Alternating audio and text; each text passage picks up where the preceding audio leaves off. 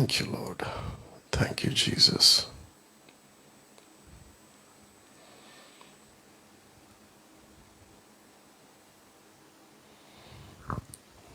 Bless you, Lord. Worship you, Father. Worship you, Jesus.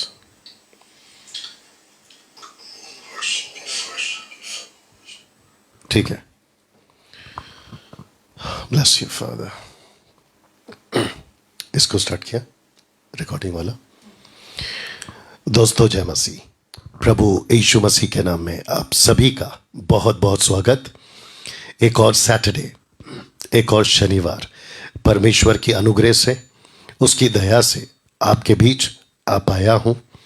दोस्तों आज का जो टॉपिक है आपके स्क्रीन के ऊपर आप देख पा रहे होंगे. बेहद बेहद उत्साहित हूं, बेहद बेहद एक्साइटेड हूं इस टॉपिक को सिखाने के लिए. मैं समझता हूं कि ये एक ऐसा विषय होगा जो आपको परमेश्वर के और नज़दीक लाएगा. जी हाँ, बड़ी मेहनत के साथ, बड़े स्टडीज़ के साथ, बहुत सारी चीज़ों को, हिस्ट्री को स्टडी कर कर, ट्रांसलेशंस को स्टडी कर कर, कौन सा स्टेटमेंट कितना बिब्लिकल है, कितना नॉन बिब्लिकल है, सारी बातों को जानकर, जांचकर आपके बीच मैं आया हूँ. तो मैं समझता हूँ कि आप लोग भी तैयार हो गए होंगे. फेसबुक, और ये सिर्फ और सिर्फ फेसबुक पे लाइव है. जी हाँ, आपने ठीक सुना, ये सिर्फ और सिर्फ फेसबुक पे लाइव है. लेकिन मैं इसको यूट्यूब पे अपलोड करूँगा आज ही, ठीक मीटिंग के बाद, 9 बजे के बाद या 9:15 के बाद.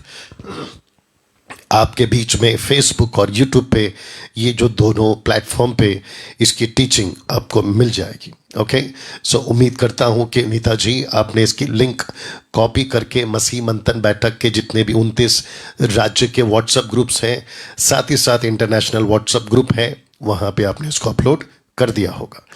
प्रचारकों का झुंड जो अलग से चल रहा है, मास्टर ट्रेनर्स MMB के वो ग्रुप जो अलग चल रहा है, उसमें भी आप जो है इसको पोस्ट कर दीजिएगा.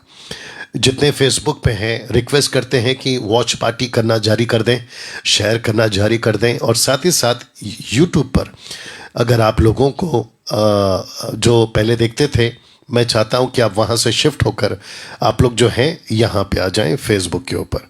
और जिसके व्हाट्सएप ग्रुप चलते हैं, हम चाहते हैं कि आप उनको जो है उसमें जोड़ दें या कॉपी पेस्ट कर दें इसकी लिंक को. सब ठीक है? क्या है बताओ? या ठीक है. ओके दोस्तों, एक प्रार्थना के साथ आज की जो स्टडी है हम उसको शुरू करेंगे. लेकिन पहले अनाउंसमेंट को हम देखेंगे, क्योंकि बहुत ज़रूरी होता है कि अनाउंसमेंट्स आपके बीच में हम रखते चले जाएं. ओके, आइए प्रार्थना करते हैं. सृष्टिकर्ता पिता, तेरा धन्यवाद देते हैं स्वामी. इस वक्त में हम प्रार्थना करते हैं राजा, हम मांगते हैं आपके अनुग्रह को, आपकी कृपा को, और कहते हैं कि परमेश्वर आइए हमसे बात करिए. प्रभु जी, मैं कहता हूँ एक एक व्यक्ति जो इस वक्त में जुड़ा है, यीशु के नाम से उस मकसद को, उस पर्पस को जान सके, तेरी महिमा कर सके प्रभु, आपके नज़दीक आ सके, और साथ ही साथ ये जान सके कि किस मकसद से आपने इनको बुलाया है या चुना है. प्रभु जी, सब कुछ आपके हाथों में सौंपता हूँ. ये प्रार्थना यीशु के नाम से मांगते हैं, सुने और दया से कबूल करें. आमीन.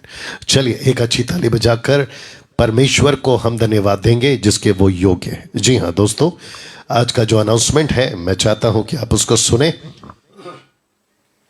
मसीह मंथन बैठक authorised and recognised pastors and leaders के साथ में हम मीटिंग करते हैं, जिसकी शुरुआत हम बहुत जल्द करेंगे, क्योंकि प्रचारकों का झुंड चल रहा है जिसके चलते उनको हमने स्टॉप किया हुआ है. मसीह मंथन से जुड़ने के लिए मैं आपका वेलकम करता हूं. और आपको बता दूं कि 29 states apart from India, 18 countries में से लोग हमसे कनेक्टेड हैं. ये जो नंबर है मसीह मंथन बैठक ऑफिस का, ये नंबर है जो मुंबई में है, जहां से अभी मैं लाइव आ रहा हूं. जी हाँ, ये हेड ऑफिस है मुंबई का. परमेश्वर का धन्यवाद देते हैं कि मात्र 2 साल में परमेश्वर ने कामयाबी, तरक्की, उन्नति और लाखों लोगों को प्रभु ने जोड़ा है खरी शिक्षा के प्लेटफॉर्म में। दोस्तों, मैं चाहता हूं कि अगर आप इनमें से किसी भी स्टेट में आते हैं, आप हमसे संपर्क करें। खरी शिक्षा को जानना चाहते हैं, ऑनलाइन के माध्यम से हमसे कनेक्ट होना चाहते हैं। फिजिकल चर्च 250 कलीसियाएँ भारत के अंदर, भारत के बाहर कुछ कुछ जगहों पर फिजिकल चर्च कलीसियाएँ चल रही हैं, जिसके लिए आप कांटेक्ट कर सकते हैं हमसे जुड़ने के लिए। ये 3 नंबर हैं और हम चाहते हैं कि आप इनको कॉल करें। मसीह मंथन बैठक इंटरनेशनल ग्रुप के लिए आशा जी को कॉल कर सकते हैं, ये उनका नंबर है।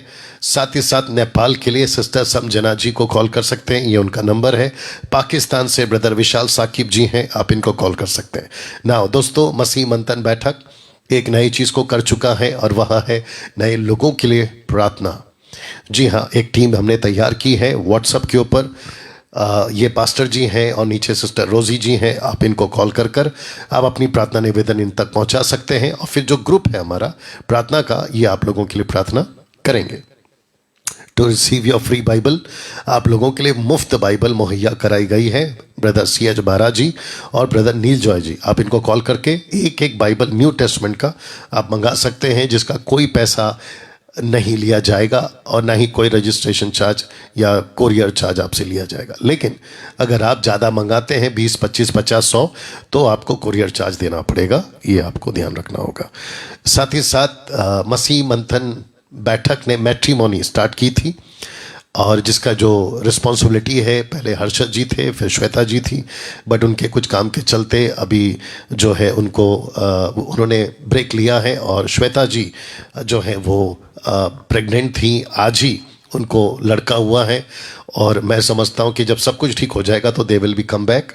हर्षद जी जो हैं वो अपनी बाइबल स्टडी कर रहे हैं, जिसके लिए उनको टाइम चाहिए और मैट्रिमोनियल का टेक्निकल एरर आ रहा है, जिसके चलते जो है ऐप में गड़बड़ी है और जिनको हमने जिम्मेदारी दी है वो उसके ऊपर काम कर रहे हैं। तो परेशान न होइएगा, जिसके लिए आपको ये सूचना दी जा रही है। बाकी जानकारी के लिए मीनल जी को कॉल किया जा सकता है ना। दोस्तों, मसीह मंथन सपोर्टर्स के रूप में आप आगे आ सकते हैं और मैं चाहता हूं कि आप बड़ी तादाद में आगे आएँ और काफ़ी लोग आ रहे हैं, आ चुके हैं, जिनके लिए हम परमेश्वर का धन्यवाद देते हैं। आप जानते हैं कि भारत में परमेश्वर का काम या फिर पूरे विश्व में परमेश्वर का काम अगर हमें करना है तो 3 पावर की ज़रूरत होती है। नंबर 1 गॉड पावर, दूसरा मैन पावर, तीसरा money power. God, man, money.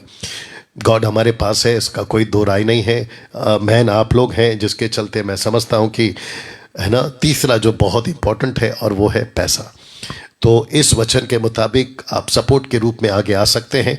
मकसद क्या है डैनियल राज? आपका मकसद है मसीह मंथन के प्लेटफॉर्म से खरी शिक्षाओं को, जिसको कहते हैं इंग्लिश में साउंड डॉक्ट्रिन, ले आना, ताकि जो फॉल्स टीचिंग है उसको एक्सपोज किया जा सके, आपको जागरूक किया जा सके ना। दोस्तों, यूट्यूब पर मेरा चैनल है, मैं चाहता हूं कि मेरे चैनल को सब्सक्राइब करें, बेल आइकन प्रेस करें और याद रखिए कि मैं इसलिए नहीं कहता क्योंकि मुझे यहाँ से पैसे मिलते हैं, मैं पैसे नहीं कमाता।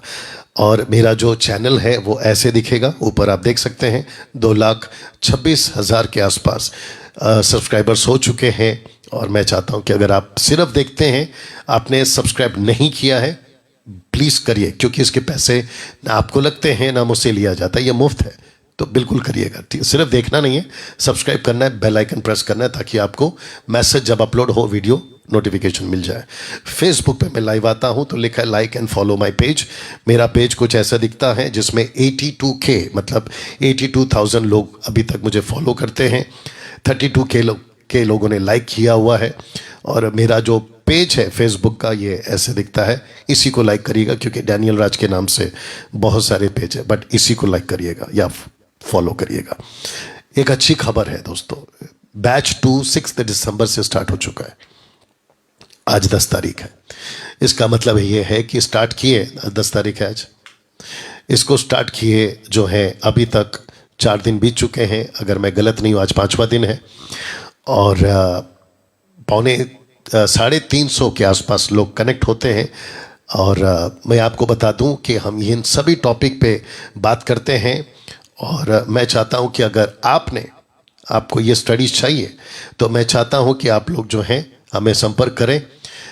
ये जो नंबर है हर्षदीप सिंह का, इनको कॉल करें। बैच 3 के लिए आप लोग तैयार हो जाएं। तो जिसके चलते ये आपको सूचना देनी थी। अब बात करते हैं एंशिएंट जूइश वेडिंग एंड एक्लीसिया। जी हाँ, एशियन जूइश वेडिंग एक्लीसिया, इस टॉपिक पे आज आप लोगों से बात होगी। तो जितने भी लोग जुड़े हैं, मैं समझता हूँ कि 470 के आसपास आप लोग कनेक्ट हो गए हैं। फिर से कहता हूँ कि YouTube पे ये जो लाइव है ये मैं नहीं आया हूँ, बट ये सिर्फ और सिर्फ फेसबुक पे, लेकिन इसकी रिकॉर्डेड वीडियो आप लोगों को जो है वो मिल जाएगी। तो आखिरी बार पूछूंगा, क्या आप तैयार हैं? जी हाँ दोस्तों, इस टॉपिक पे बात करने के लिए आपके बीच में परमेश्वर ने अनुग्रह दिया है। लिखा है so far we have covered all these topics. कौन कौन से हैं, यानी कि मेरे पेज से कौन कौन से टॉपिक्स हैं जो हमने कवर किए हैं। The book of genesis, complete book of genesis मैं वर्ड्स बाय वर्ड्स सिखा चुका हूं।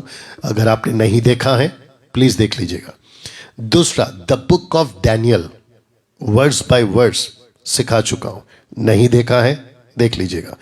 द बुक ऑफ 4 गॉस्पल्स, इसके ऊपर कंप्लीट स्टडी दिया हूं, अगर नहीं देखा है देख लीजिएगा।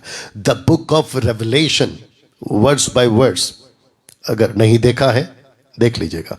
स्टडी ऑन मोसेस, जिसको कहते हैं मिनिस्ट्री ऑफ मोसेस, जोसेफ के जीवन पर उसकी अध्ययन, study, sons of God and daughters of men, इसके ऊपर बात कर चुका हूं, जो कि बड़े टफ और बहुत कठिन, और जिसमें बहुत research, history research, translation research, context research, उन सब का स्पिरिचुअल कनेक्शन और आप तक पहुंचाना, स्लाइड्स को तैयार करना और आपको सिखाना, ये सब कुछ आसान नहीं होता है। और ये सब कुछ मैं कर चुका हूं बिना किसी पैसे के, बिना किसी रजिस्ट्रेशन के आपके बीच में सिखा चुका हूं। साथ ही साथ लिखा है and many more other important topics. कम से कम फेसबुक और यूट्यूब पर मिलाकर 5000 वीडियोस उपलब्ध हैं मात्र 2 साल में। क्या अद्भुत है। और इसी कड़ी में टॉपिक मैं आपके बीच में लाया हूं, और वो है एंशिएंट जूइश वेडिंग एंड एक्लीसिया। इस पूरे ग्रुप में या इस श्रेणी में मेरा एक और टॉपिक जुड़ जाएगा। तो इन फ्यूचर जब मैं बात करूंगा, ऑफ कोर्स मैंने टैबरनैकल के ऊपर भी बात की है, मैंने रैप्चर के ऊपर बात की है, मैंने the God's judgement white throne के ऊपर बात की है, जिसके चलते लिखा है कि सब कुछ जो है नीचे लिखा है कि and many more other important topics, इन सब के ऊपर मैं बात कर चुका हूं ना। दोस्तों, आज का जो टॉपिक है मैंने क्यों लिया, एंशिएंट जूइश वेडिंग एंड एक्लीसिया, ये टॉपिक मैंने क्यों लिया, क्योंकि जब मैं इसको, ये मेरे नॉलेज में आया, और मैं बता दूं कि मेरे 30 साल के मिनिस्ट्री में मैंने कभी ये टॉपिक को नहीं सिखाया था। मैं कुछ हफ्तों से प्रचारकों के झुंड में सिखा चुका हूँ। मेरी जो कलीसिया है चेंबूर में, मुंबई महाराष्ट्र में, वहाँ सिखा चुका हूँ। लेकिन अभी बिल्कुल डिफरेंट एंगल से सिर्फ इसी के ऊपर आपके बीच में आज ये टॉपिक को मैंने लाने का परमेश्वर की अगुवाई में निर्णय लेकर आपके बीच में मैं रख रहा हूँ। तो मैं चाहता हूँ कि आखिर तक बने रहें, खूब शेयर करें, विश्वासियों से भी शेयर करें, जहाँ जहाँ इसको पोस्ट कर सकते करें। अपलोडेड वीडियो जब आ जाती है तो उसको भी आप लोग जो है ज़रूर शेयर करें या दूसरों तक पहुँचाएं। और मैं फिर कहता हूँ, पाप का जीवन है, बदल जाओगे ये टॉपिक के बाद। प्रभु से दूर हो, बदल जाओगे, नज़दीक आ जाओगे। प्रार्थना का मन जा चुका था, बाइबल का मन जा चुका था, लौट आओगे। ऐसा अद्भुत टॉपिक है ना। दोस्तों, let me start this topic. सबसे पहले मैं चाहता हूं कि ये कॉन्सेप्ट आप समझें। लिखा है the Bible starts with marriage and the Bible ends with marriage. ये 2 बातें आपको समझना बहुत ज़रूरी है। बाइबल की शुरुआत होती है आदम और हवा की शादी से, और बाइबल अंत करती है प्रकाशित वाक्य में कलीसिया और मसीह के विवाह से। तो जिसके चलते ये बात आपके स्क्रीन पे मैंने रखा है, the Bible starts with marriage and the Bible ends with marriage. Now दोस्तों, एक ऐसा वचन है मलाकी 3:14, लिखा है इसलिए क्योंकि यहोवा तेरे और तेरी उस जवानी की संगनी और ब्याही हुई स्त्री के बीच साक्षी हुआ है। वाह, जिसका तूने विश्वासघात किया है। तो लिखा है बीच साक्षी हुआ है, तो इसका मतलब है कि परमेश्वर को विवाह, परमेश्वर को शादी, मैरिज परमेश्वर की नजर में बहुत बहुत प्रथम इंपॉर्टेंट है। तो जिसके चलते जो पति पत्नी अभी मुझे देख रहे हैं, अगर आपने पति ने या पत्नी ने तलाक देने का दिमाग में शब्द लाया है, ये स्लाइड आपको मदद करे वापस अपने मैरिज को रिस्टोर करने के लिए।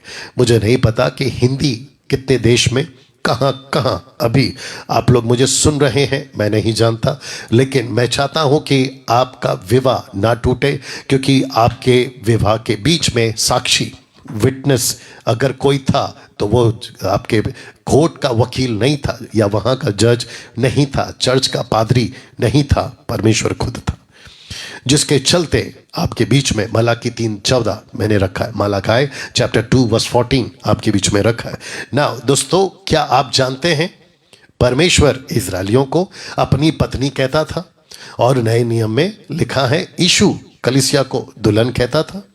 क्या इस बात से आप वाकिफ थे? अगर नहीं थे, आज आपके दिमाग में ये बात को लेकर आए। तो जितने अभी वीडियो को देख रहे हैं, मैं आप सभी को बता दूं कि ओल्ड टेस्टमेंट में इजरायलियों को परमेश्वर पत्नी कहता था, न्यू टेस्टमेंट में कलीसिया को दुल्हन कहता था। तो पुराने नियम की इजरायली पत्नी, नए नियम की कलीसिया दुल्हन। न्यू टेस्टमेंट में परमेश्वर ने, यीशु ने, पौलुस ने, पतरस ने, फिलिप ने, एंड्रू ने, किसी ने भी कभी नहीं कहा कि कलीसिया पत्नी है। ओल्ड टेस्टमेंट में मूसा ने, अब्राहम ने, नबियों ने, प्रॉफिट्स ने, किसी ने भी 4 मेजर प्रॉफिट्स हैं और 12 माइनर प्रॉफिट्स हैं, इन्होंने कभी नहीं कहा कि इजरायली दुल्हन है। साफ लिखा है इजरायलियों को पत्नी, कलीसिया को दुल्हन। तो जिसके चलते मैं चाहता हूं कि आपके बीच में मैं जल्दी से ये बात को रखूं कि कलीसिया, माफ करना, इजरायलियों को पत्नी कहां कहां कहा गया है। यशायाह की किताब उसका 54 का 5, आइए पढ़ते हैं। क्योंकि तेरा कर्ता, तेरा पति, शब्द को ध्यान देना, तेरा पति, उसका नाम सेनाओं का यहोवा है, इजरायलियों का पवित्र, तेरा छुड़ाने वाला है, वह सारी पृथ्वी का भी परमेश्वर कहलाएगा। यिर्मयाह 31 का 32, यद्यपि मैं उनका पति था, इजरायलियों की बात हो रही है। हेसेकेल 16 का 8, मैंने फिर तेरे पास से होकर जाते हुए तुझे देखा और तब तू पूरी स्त्री हो गई थी, सो मैंने तुझे अपना वस्त्र ओढ़कर तेरा तन ढांप दिया, सौगंध खाकर तुझसे वाचा बांधी और तू मेरी हो गई, प्रभु यहोवा की ये वाणी है। हेजेकियल 16 का 32 कहता है तू व्यभिचारिणी पत्नी है, नहीं लिखा है कि दुल्हन है, लिखा है पत्नी है। यशायाह 54 का 6 कहता है क्योंकि यहोवा ने तुझे ऐसा बुलाया है मानो तू छोड़ी हुई और मन की दुखिया और जवानी की त्यागी हुई स्त्री, ब्रैकेट में इंग्लिश में वाइफ लिखा है, जिसके चलते मैंने आपकी सुविधा के लिए रख दिया है, लिखा है तेरे परमेश्वर का यही वचन है। तो इन सभी में इससे भी ज्यादा स्क्रिप्चर्स थे, कम से कम 2-3 दर्जन, मैंने नहीं डाला क्योंकि जरूरी नहीं है, मैं समझता हूं कि यह काफी है। तो जिसके चलते कम से कम ये पता चलता है कि इजरायलियों को, यहूदियों को परमेश्वर पत्नी कहता था, पत्नी बुलाता था। जितने नबी थे वो भी जानते थे, और जितने आज भी यहूदी रबीज हैं या रबाइस हैं वो भी जानते हैं कि परमेश्वर ने इजरायलियों को कभी दुल्हन नहीं कहा, बल्कि उसने इजरायलियों को पत्नी, वाइफ कहा है। नाउ इसको देखिए, मरकुस 2 का 19, मार्क 2:19, यीशु ने कहा जब तक दुल्हा बारातियों के साथ रहता है क्या वह उपवास कर सकता है? सो जब तक दुल्हा उनके साथ है तब तक वे उपवास नहीं कर सकते। तो यहां यीशु खुद को दुल्हा कहता है। आइए देखते हैं दुल्हन कहां लिखा है। यूहन्ना की किताब उसका 3 का 29 में लिखा है कि जिसकी दुल्हन है वही दुल्हा है, परंतु दूल्हे का मित्र जो खड़ा हुआ उसकी सुनता है, दूल्हे के शब्द से बहुत हर्षित होता है, और लिखा है अब मेरा ये हर्ष पूरा हुआ। तो दुल्हा और दुल्हन का कॉन्सेप्ट आपको यहां पे अभी तक पता चल गया। क्या आप अभी तक क्लियर हो गए ना? एक ऐसा व्यक्ति जिसको कहते हैं पौलुस, पौलुस को आप जानते हैं, बहुत ध्यान दीजिएगा, पौलुस को आप जानते हैं कि अक्सर प्रकाशन मिलते थे। ऐसे प्रकाशन मिलते थे उसने एक जगह पर कहा है, दूसरा कुरिन्थियों 12 का 3-4 से आगे उसने कहा कि ऐसी ऐसी बातों का प्रकाशन, दर्शन, स्वप्न मुझे मिलता था जिसका जबान पे लाना मुमकिन नहीं है, दूसरे शब्दों में कठिन है। ऐसे व्यक्ति ने कहा, लिखा है, यह भेद तो बड़ा है। किसको कहा उसने भेद बड़ा है? मैं चाहता हूं कि शब्द को देखें। इफिसियों 5 का 32, the book of Ephesians chapter 5 verse 32 लिखा है, ये भेद तो बड़ा है, बहुत ध्यान दीजिएगा, ये भेद तो बड़ा है, पर मैं मसीह और कलीसिया के विषय में कहता हूं। मसीह और कलीसिया के विषय में कहता हूं। इंग्लिश में लिखा है ग्रेट मिस्ट्री। ऐसा क्यों? उसने ऐसा क्या देखा, उसने ऐसा क्या समझा, उसको ऐसा क्या प्रकाशन मिला, तो उसने कहा यह भेद बड़ा है। मैं चाहता हूं कि एक और व्यक्ति है, उसके बाद में मैं आपको बताऊं कि उसने क्यों कहा कि यह भेद बड़ा है। क्योंकि ओल्ड टेस्टमेंट में इजरायलियों को पत्नी, न्यू टेस्टमेंट में कलीसिया को दुल्हन, इसका भेद क्या है, इसको क्यों कहा भेद बड़ा है। और आज आपके बीच में ये बातों को मैं क्यों रख रहा हूं, बहुत कुछ आप सीखोगे। जूविश वेडिंग का जो कॉन्सेप्ट है, कम से कम 14 स्टेप्स है, मैं रखूंगा। उसका कनेक्शन कलीसिया से क्या है, क्या सीख सकते हैं, जिसके चलते पौलुस कहता है ये भेद बड़ा है ना। मैं चाहता हूं कि आप अगला स्लाइड देखिएगा। लिखा है, क्या देखा था जॉन ने, क्या देखा था जॉन ने, यूहन्ना पातमुस नाम टापू में, और कैसा, माफ करें, कैसे देखा था कलीसिया को, एक्लीसिया को कैसे देखा था, क्वेश्चन मार्क। तो इसका मतलब है कि यूहन्ना जो यीशु का चेला है, उसने ऐसी कुछ बातें देखी और उसने उसको लिखा। मैं चाहता हूं इसको ध्यान से पढ़ें। प्रकाशित वाक्य 21 का 9 लिखा है, फिर जिन 7 स्वर्गदूतों के पास 7 पिछली विपत्तियों से भरे हुए 7 कटोरे थे, उनमें से एक मेरे पास आया, मेरे साथ बातें करके कहा, इधर आ, इधर आ। उसने क्या कहा? मैं तुझे दुल्हन अर्थात मेमने की पत्नी दिखाऊंगा। ऐसा क्यों? ऐसा क्यों? उसने कहा मैं तुझे मेमने की पत्नी दिखाऊंगा। तो जिसके चलते मैं समझता हूं यहां 2 शब्द क्यों, दुल्हन और पत्नी, वो भी न्यू टेस्टमेंट में, या तो लिखे दुल्हन या तो लिखे पत्नी। ऐसा क्यों लिखा दुल्हन और पत्नी? तो जिसके चलते इजरायलियों में आपने देखा, अभी मैंने कहा पत्नी, न्यू टेस्टमेंट में दुल्हन। तो ये जो शब्द है दुल्हन और पत्नी न्यू टेस्टमेंट के लिए, आइए समझते हैं। Are you ready for this? और मैं वापस कहता हूं कि जो अभी जुड़ गए, जब तक खत्म नहीं होता आखिर तक बने रहें और ये वीडियो को पूरा देखेंगे। जब ये अपलोड होगा, मैं उनसे भी कहना चाहता हूं, आपके होश उड़ जाएंगे। ऐसे प्रकाशन, ऐसा कनेक्शन एशियन जूइश वेडिंग के साथ, एक्लीसिया का कनेक्शन आपके साथ, मेरे साथ, अद्भुत कनेक्शन, और यीशु का कनेक्शन, अद्भुत बातें हैं जो आप सीखेंगे। तो फिर पूछूंगा, are you ready for this? Okay. लिखा है एशियन जूइश वेडिंग, ब्रैकेट में यहूदी विवाह इन 14 स्टेप्स। टोटल 14 स्टेप्स हैं, एक एक करके आपके बीच में रखूंगा। यहूदी विवाह 2 तरह से होते थे। आपके नॉलेज के लिए बता दूं कि जब एंशिएंट जूइश वेडिंग होती थी, इसको हिब्रू वेडिंग्स भी कहते हैं, यहूदी विवाह जब होती थी तो 2 तरीके से होती थी। कौन कौन से तरीके से रख रहा हूं? एक है केदुशीन, जिसको कहते हैं मंगनी, और दूसरा है खूपा, अर्थात उठाकर मंडप के नीचे ले आना। याद रखो, उठाकर, जिसका कनेक्शन रैप्चर से है, और जिसको कहते हैं pre trib rapture, pre trib rapture, tribulation, trib rapture. तो एक है केदुशीन और दूसरा है खूपा। यह आपके नॉलेज में होना बहुत ज़रूरी है। अगर कोई यहूदी अभी मुझे सुन रहा होगा, वो बिल्कुल समझ जाएगा कि यस पास्टर डैनियल, यही होता था और यही होता है आज भी। इजरायलियों के विवाह का कॉन्सेप्ट है ये।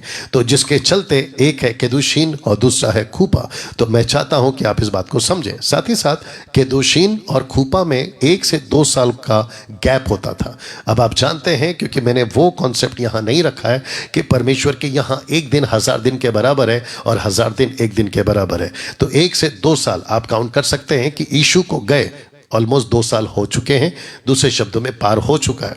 तो इस जूविश वेडिंग कॉन्सेप्ट के हिसाब से अगर हम यीशु को दुल्हा माने और कलीसिया को दुल्हन माने, जो कि मैं रखूंगा, तो यीशु का आने का वक्त ऑलमोस्ट तय हो चुका है।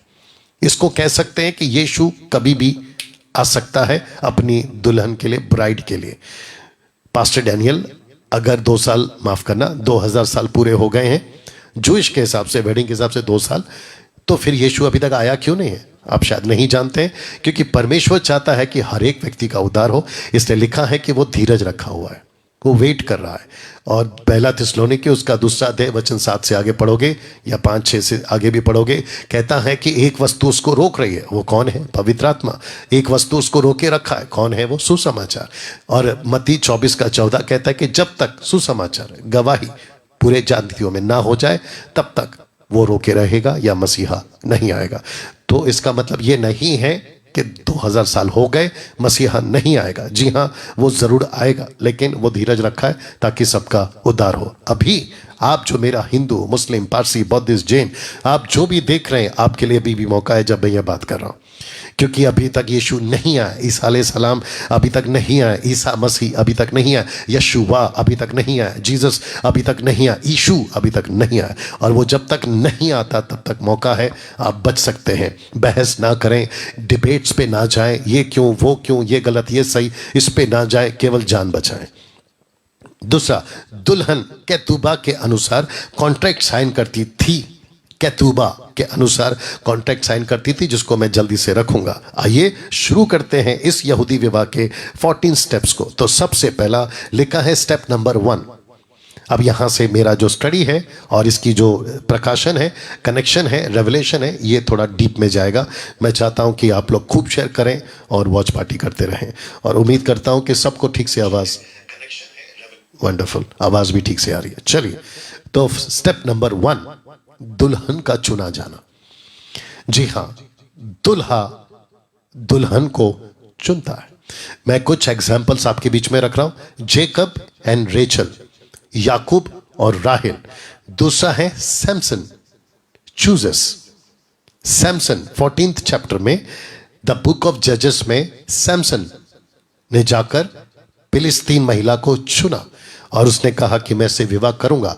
यह बात आप जानते हैं कि परमेश्वर का योजना था कि फिलिस्तीनियों को कैसे खत्म करे, उन दिनों की बात हो रही है। साथ ही साथ तीसरा एग्जाम्पल, एलियाजर एंड रबेका। आप जानते हैं एलियाजर और रबीका, 10 ऊंटों को पानी पिलाने का शर्त, मुझे पानी पिलाने का शर्त।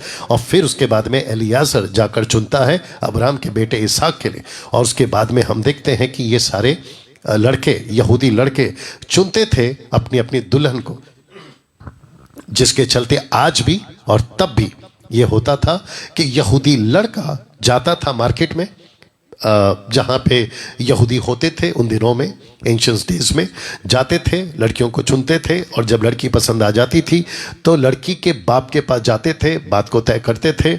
लड़के का दूल्हा, दूल्हे का पिता, मतलब वो भी जाता था, 2 परिवारों का मिलन होता था, उनके बीच में डिस्कशन होती थी। तो ऐसे करके सबसे पहला दुल्हा जो है, या तो दूल्हा चुनता था, या तो पिता चुनता था, या पिता का जो नौकर है एलियाजर वो चुनता था, जिसके चलते ये चित्र आपके बीच में मैंने रखा है। तो ये पहला कदम होता था। लिखा है दुल्हा चुनता था दुल्हन को, तो दुल्हन का चुना जाना।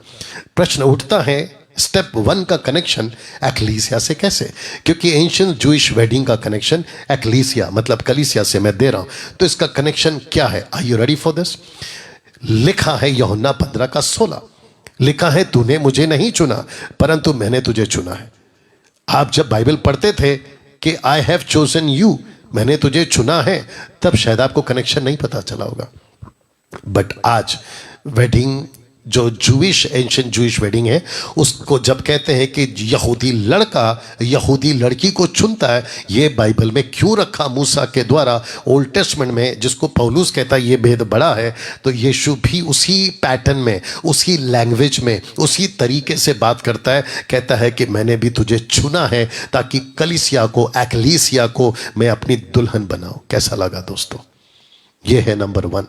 नाउ मैं चाहता हूं कि पौलुस ने और भी क्या कहा इसी चुनाव को लेकर। कहता है पहला थिस्सलुनीके 1:4 में, और हे भाइयों, परमेश्वर के प्रिय लोगों, हम जानते हैं कि तुम चुने हुए हो। क्या अद्भुत है नहीं? पौलुस को भी पता था कि कलीसिया, जिसको मैंने वचन सुना है, महाराष्ट्र की कलीसिया, आपके भारत के 29 राज्य की कलीसिया, भारत के बाहर जो लोग अभी मुझे सुन रहे, आप यीशु की कलीसिया हैं। और वचन कहता है कि उसने, किसने? पिता परमेश्वर के पुत्र यीशु ने आपको चुना है। क्यों? ताकि आप उसकी दुल्हन बन सके। लिखा है यूहन्ना 2:17। तब उसके चेलों को स्मरण आया कि लिखा है, जरा शब्द पे ध्यान देना, तेरे घर की धुन मुझे खा गई, तेरे घर की धुन मुझे खा गई। इसका मतलब क्या है? जब स्टेप्स 2 पे मैं आऊंगा आप और भी इसको जो है समझ पाओगे कि यीशु मसीह पागल हो गया था अपने चुने हुई एक्लीसिया के लिए। यीशु दीवाना हो गया था अपने चुनी हुई एक्लीसिया के लिए। यीशु मसीह ने कहा चाहे कुछ भी हो जाए मैं इसको चुन कर रहूंगा। और उसने कहा कि मैं पिता के सिंहासन को त्यागता हूं, परमेश्वर के पद को त्यागता हूं। इसलिए तो लिखा है ना फिलिपियों की किताब 2:5 में, कहता है कि वो परमेश्वर होकर भी शून्य बन गया और मनुष्य का रूप धारण किया। और कहता है कि वो पापी बन गया जबकि वो पाप नहीं करता था, नहीं करता था।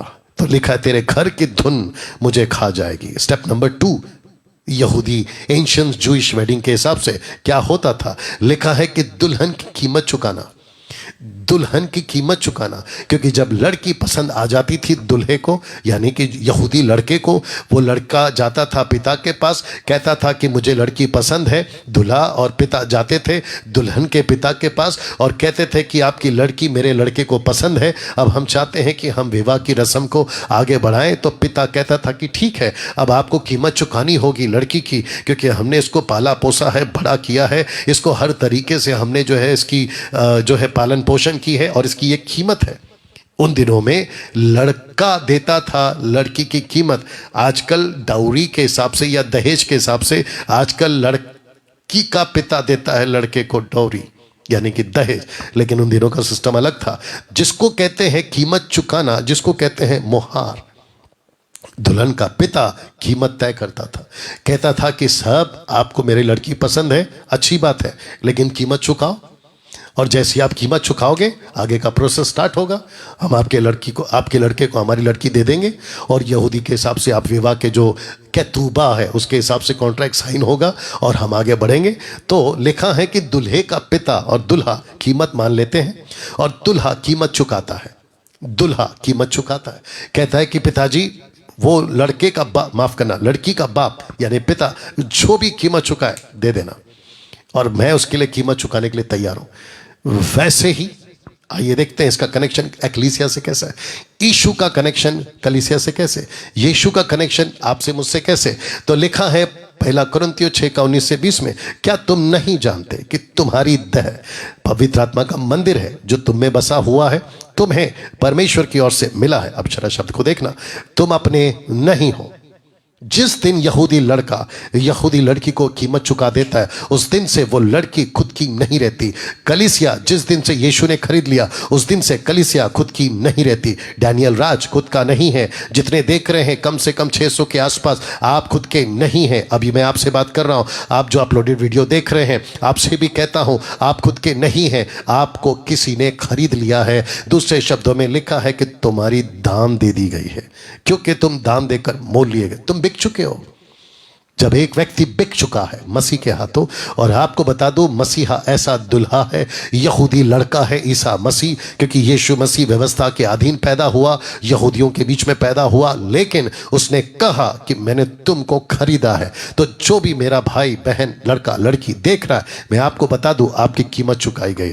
कीमत कैसे चुकाई है उसकी कड़ी में आगे बढ़ूंगा। प्रकाशित वाक्य 5:9 कहता ये नया गीत गाने लगे। कहां? आने वाले दिनों में ये घटना घटेगी जिसको जॉन ने देखा, यूहन्ना ने देखा। उसने कहा कि तू यानी कि यीशु इस पुस्तक के लेने उसकी 7 मोहरें 7 सील्स खोलने के योग्य है, क्योंकि तूने ब्रैकेट में यीशु वध होकर लिखा है अपने लहू से हर कुल भाषा लोक जाति में से परमेश्वर के लिए लोगों को मोल लिया है। यू हैव परचेस्ड हिम और देम, आपने खरीद लिया है उसको। कैसे कीमत चुकाई उसने? लिखा है उसने लहू से। ये चित्र देखिए साहब, आपको पता चलेगा ना तो यूरोप की करेंसी चुकाई गई, ना अमेरिका की डॉलर की कीमत दी गई, ना भारत की करेंसी दी गई, ना सोना चांदी दिया गया, ना किसी जानवर का खून दिया गया, बल्कि लिखा है कि उसने दुल्हन यानी एक्लेसिया की कीमत ऐसे चुकाई। क्या आप इस बात से वाकिफ थे? क्या आप इस बात से वाकिफ थे? यीशु ने आपकी कीमत चुकाई है। और यह वचन कहता है जगत के उत्पत्ति के समय से वो घात हुआ है। जगत के उत्पत्ति के समय से वो घात हुआ है। मैं आप लोगों से अभी बात कर रहा हूं। आप कहते हैं ना कि पास्टर डैनियल मुझसे ये पाप नहीं छूट रहा, उल्टी सीधी वीडियो मुझसे नहीं छूट रही। अब बताइए, आप खुद के हो नहीं, कीमत किसी ने चुकाई है। आप खुद के हो नहीं, आप किसी के हो।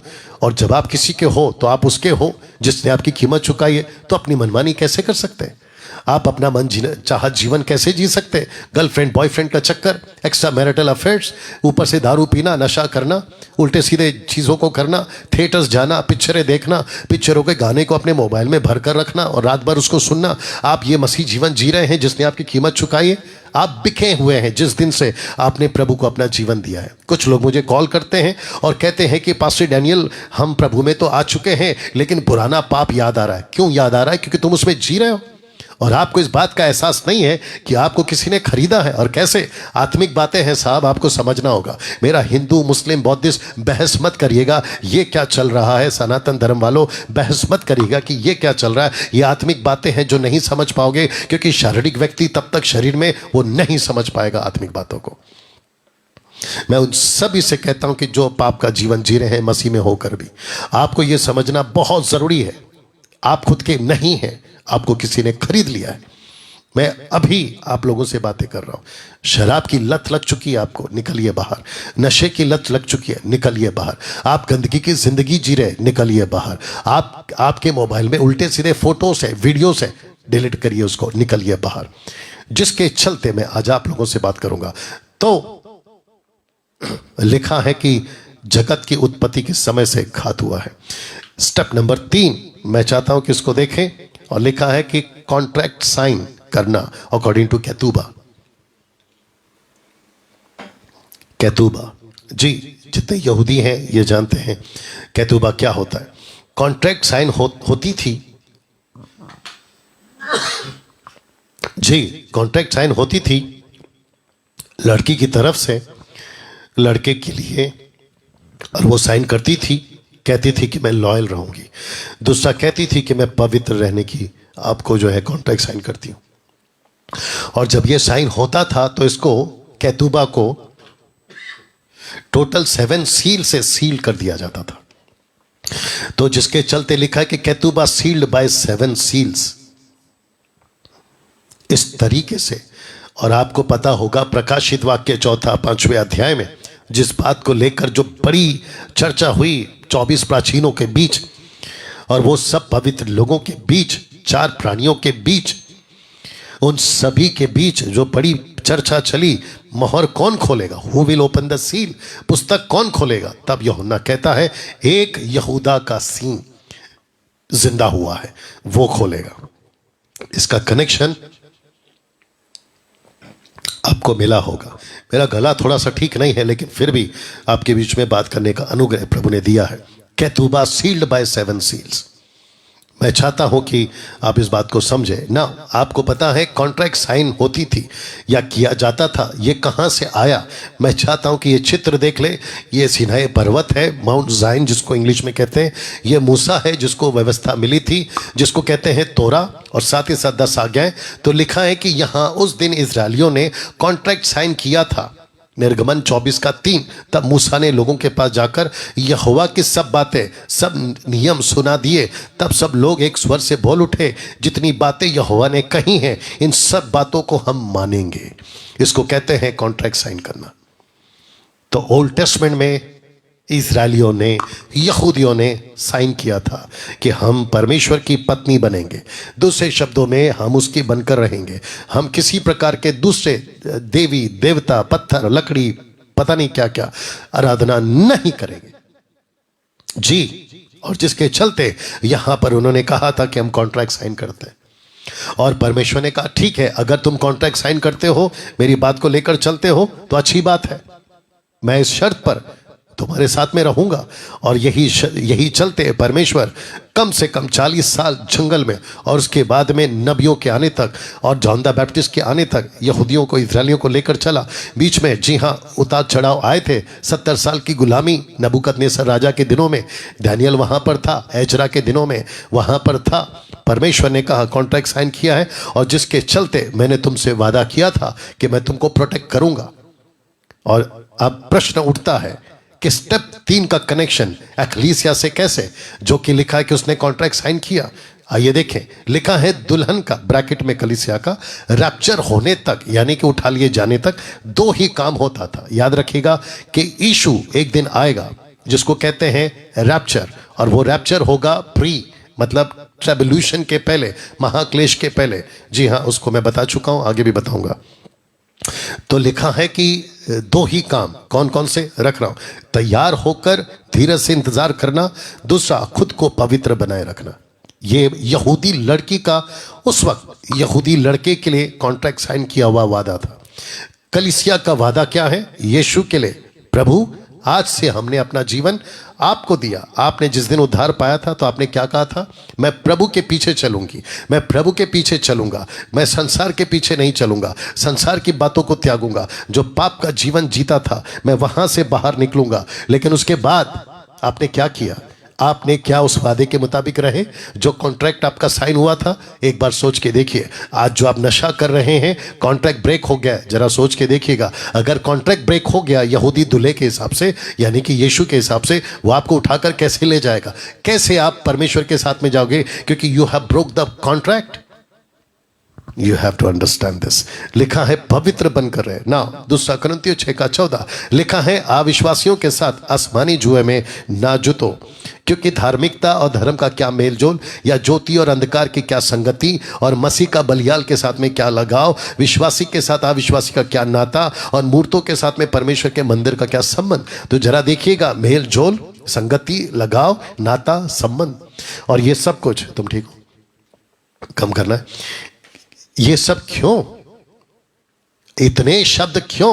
अविश्वासी के साथ मेलजोल, अविश्वासी के साथ संगति, अविश्वासी के साथ में लगाव, अविश्वासी के साथ में नाता, और परमेश्वर का संबंध अविश्वासी के साथ कैसे? ये सब कुछ किया जा रहा है। कहते हैं कि साहब सोसाइटी में रहते हैं तो सबको खुश करके चलना पड़ता है, अविश्वासी के बीच में रहते हैं तो सबको खुश कर कर चलना पड़ता है, हम दोस्तों के साथ में पिकनिक जाते हैं तो सब कुछ बर्दाश्त करना पड़ता है, हम संसार में रहते हैं तो सब खाना पड़ता है, चाहे वो पत्थर की आराधना किया हुआ प्रसाद हो या फिर किसी देवी देवता के सामने माथा टेक कर लाया हुआ प्रसाद हो।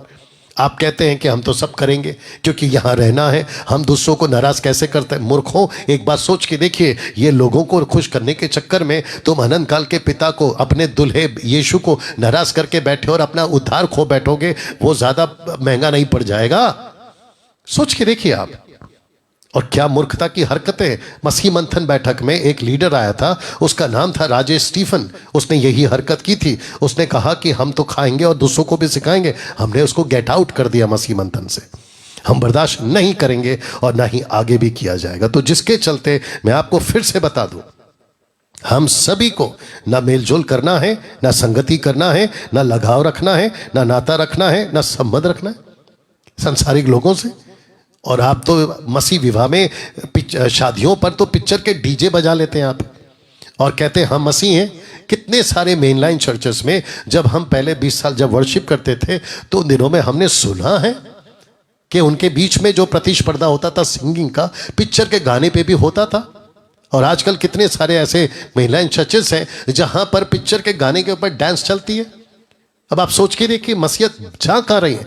इस वचन को प्रभु कहता है कि मेरा कॉन्ट्रैक्ट हुआ है तुम्हारे साथ में। यीशु कहता है कि हे कलीसिया, एक्लीसिया, मेरा कॉन्ट्रैक्ट साइन हुआ है पवित्र बनी रहने का, लॉयल बनी रहने का, मेरे साथ में कनेक्टेड रहने का। तुम तो जैसा चाहो वैसा जीवन जी रही हो। मेल जोल रखा हुआ है, संगति रखी हुई है, लगाव रखा हुआ है, नाता रखा हुआ है, संबंध बना के रखा हुआ है। कहता है परमेश्वर, जैसा परमेश्वर ने कहा कि मैं उनमें बसूंगा और उनमें चला फिरा करूंगा, मैं उनका परमेश्वर होऊंगा और वे मेरे लोग होंगे। इसलिए प्रभु कहता है कि निकलो, उनके बीच से निकलो, थिएटर के मूवियों से बाहर निकलो, पिक्चरों के गाने से बाहर निकलो, फेसबुक और यूट्यूब की रील से बाहर निकलो, शराब और नशे की बातों से बाहर निकलो, उल्टे सीधे हरकतें करते हो उसमें से बाहर निकलो, वॉचिंग पॉर्न वीडियोस उसमें से बाहर निकलो।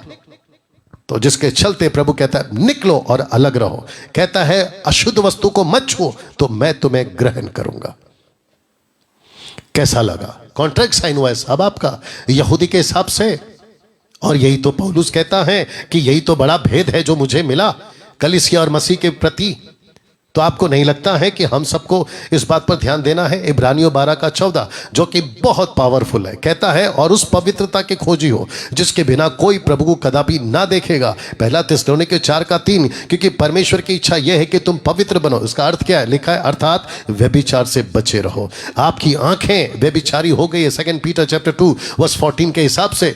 आपकी आंखें व्यभिचारिणी हो गई हैं। आप जब किसी महिला को देखते हो, औरत को देखते हो, औरतें पुरुषों लड़के को देखती हैं तो आपके आंखों में वासना है, क्या कहते हैं, लस्ट है, जिसके चलते आप कई प्रकार की कल्पनाएं करने लगते हैं। आप एक जगह पे बैठे बैठे औरतों को स्कैन कर लेते हैं या लड़कियों को स्कैन कर लेते हैं कि इसने क्या पहना है और क्या नहीं पहना है।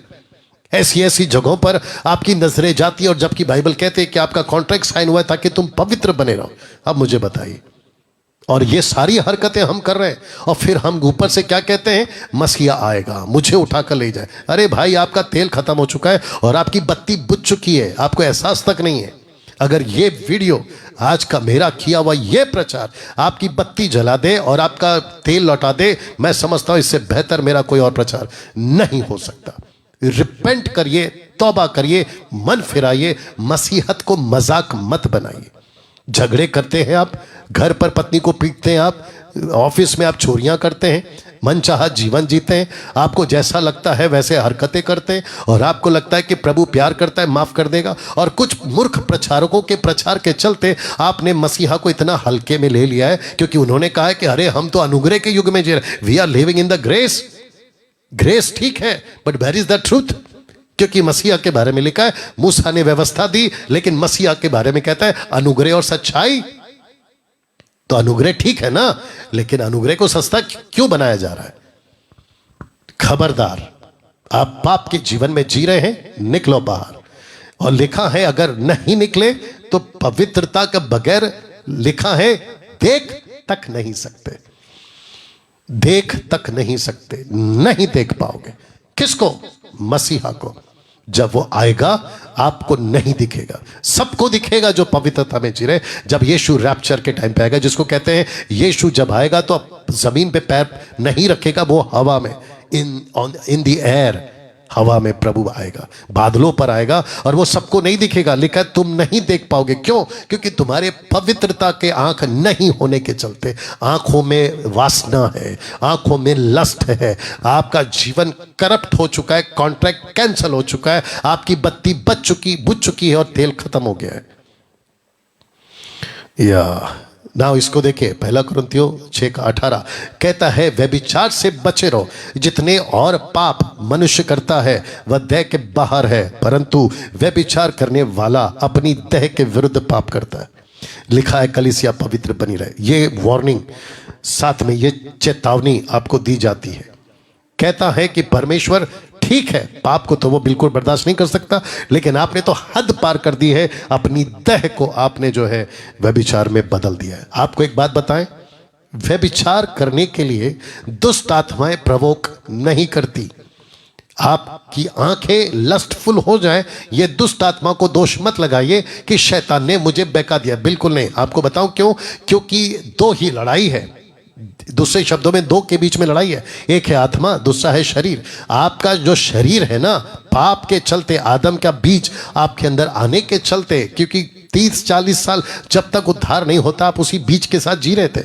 आपकी आंख खुली, आपको एहसास हुआ, गुस्सा आ गया, आपको घमंड है, आपको लालच है, आपके अंदर बुरी बातें, गालियां बकना, सब कुछ। जैसे जैसे बड़े होते हो, 20-19 साल के, आपके अंदर आदम का बीज जागना शुरू करता है, फिर बीच में आपको मसीहा मिलता है, लेकिन शरीर तो वही है ना, दिमाग तो वही है ना।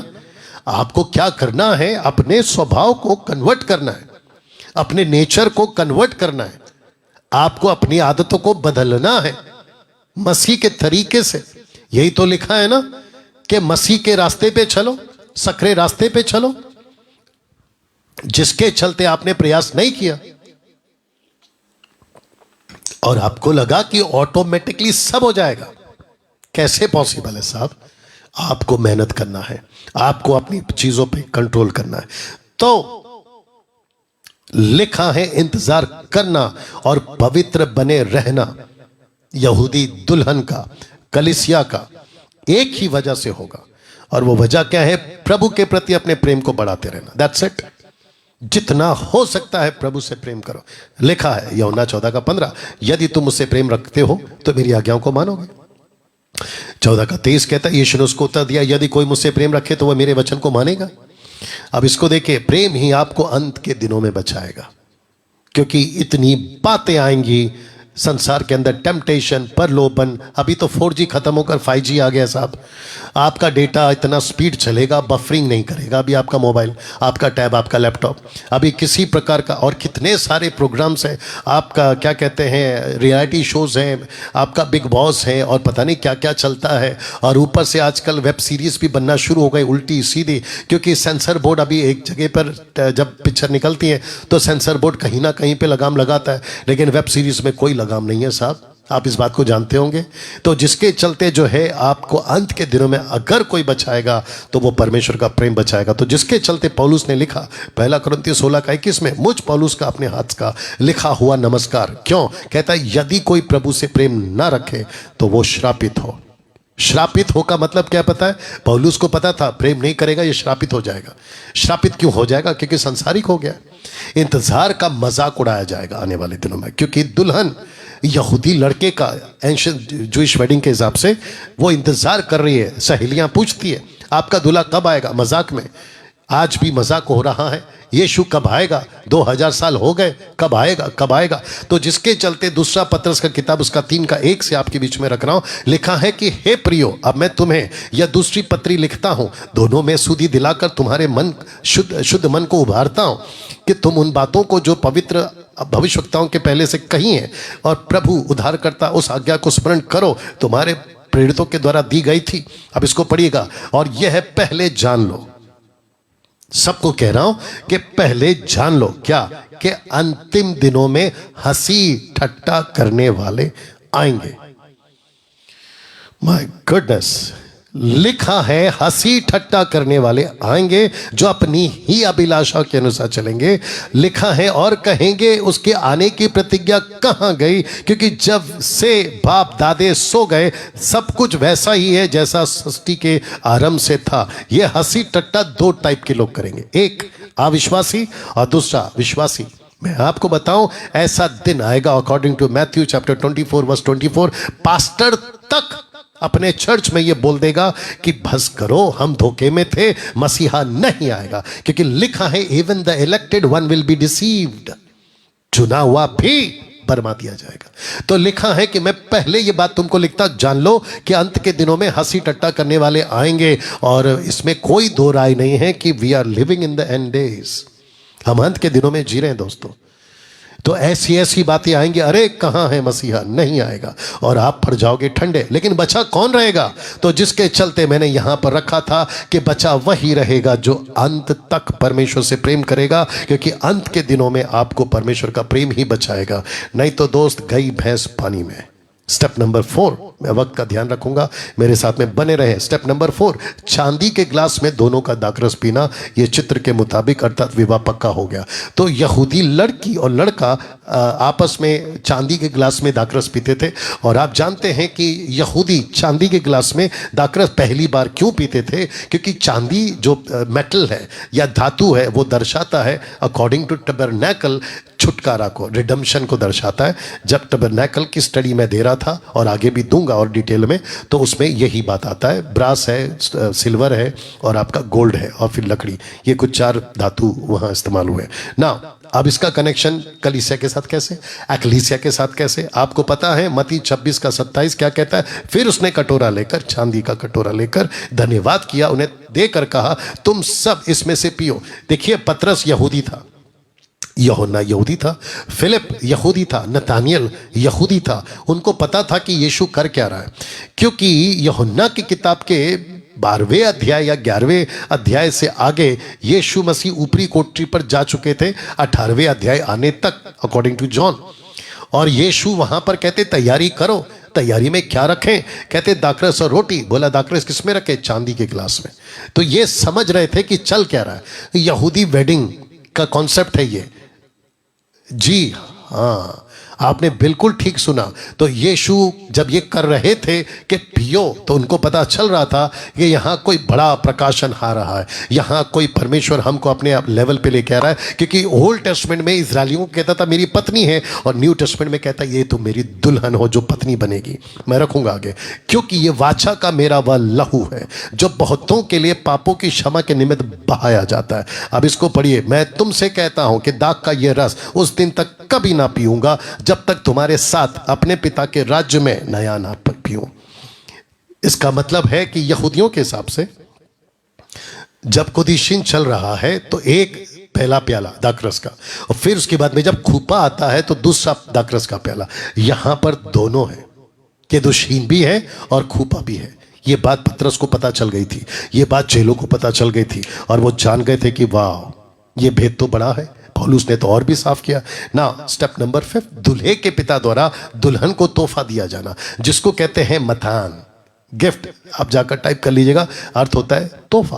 तो दूल्हे के पिता द्वारा दुल्हन को तोहफा दिया जाता था, और यह बात धीरे धीरे पक्की हो जाती थी। सबसे पहले कॉन्ट्रैक्ट साइन हो चुका है, कीमत चुका दी गई है, दाखरस पी लिया गया है, और अब यहां पे तोहफा दे दिया गया। तोहफा क्यों? क्योंकि अब हम एक हो गए। तोहफा क्यों? तुम हमारे परिवार की हो। तोहफा क्यों? ताकि तुमको याद रहे कि हमने तुमको एक कमिटमेंट किया है, तुमको एक वादा दिया है, और ये तोहफा तुमको बार बार याद दिलाता रहेगा। तो लिखा है तोहफा दुल्हन को इंतजार करने में मदद करता है। अब इसका कनेक्शन, स्टेप नंबर 5 का कनेक्शन कलीसिया से कैसे? तो लिखा है लूका 24 का 49, देखो जिसकी प्रतिज्ञा मेरे पिता ने की मैं उसको तुम पर उतारूंगा, और जब तक स्वर से ना सामर्थ्य ना पाओ। और यहां पर लिखो therefore he says when he ascended on high he led captivity captive and gave gifts to men, gifts to men, gifts to men। वाह, क्या अद्भुत है कनेक्शन। इसका मतलब क्या है? परमेश्वर ने यीशु के साथ कलीसिया की केदोशीन मंगनी की अभी तक, और हमको देकर गया गिफ्ट पवित्र आत्मा। अब कुछ महामूर्ख लोग हैं, पेंटिकॉस्टल कैरिस्मेटिक के टाइप के लोग, कहते हैं कि गिफ्ट जो है ना वो टंग्स है, स्पीकिंग टंग्स है। मूर्खता की हद है। रबा रबा शबा शबा, ये बकवास है भाई। गिफ्ट नहीं है वो पवित्र आत्मा का कलीसिया को दिया हुआ ग्लोसा है। परमेश्वर ने जो आपको और हमको दिया है ना, वो पवित्र आत्मा दिया है। आपके पास अगर पवित्र आत्मा है तो वो परमेश्वर की ओर से दिया हुआ गिफ्ट है। या इसको एडिट करके डालूंगा मैं। स्टेप नंबर 6, कुछ समय के लिए दोनों को एक साथ छोड़ दिया जाता था।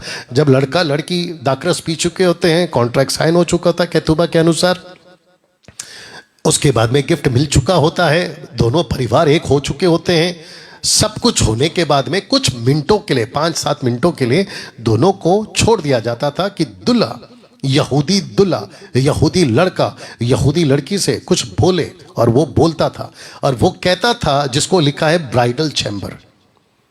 जी हां, तैयार करने का वादा वो यहां करता था। वो कहता था देखो कि दोषीन हो चुका है, मंगनी हो चुकी है, कीमत मैंने दे दी है, दाखरस हमने पी लिया, केतुबा के अनुसार कॉन्ट्रैक्ट साइन हो चुका है, अब मैं जा रहा हूं और तुम्हारे लिए ब्राइडल चैम्बर तैयार कर रहा हूं। आपको बताऊं इसका कनेक्शन कलीसिया के साथ क्या है? देखिएगा, यूहन्ना 14 का, तो मेरे पिता के घर में बहुत से रहने के स्थान है, ब्राइडल चैम्बर। यहां ना, ये यदि ना होते तो मैं तुमसे कह देता, क्योंकि मैं तुम्हारे लिए जगह तैयार करने को जाता हूं, और यदि मैं जाकर तुम्हारे लिए जगह तैयार करूं तो फिर आकर तुम्हें अपने यहां ले जाऊंगा कि जहां मैं रहूं वहां तुम भी रहो। और इसको कहते हैं ब्राइडल चैम्बर, ब्राइडल चैम्बर।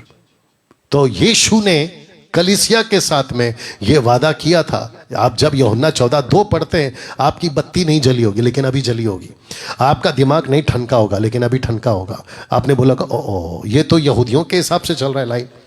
तो यीशु कौन था? यहूदी लड़का। कलीसिया कौन थी? यीशु की एक्लीसिया, दुल्हन।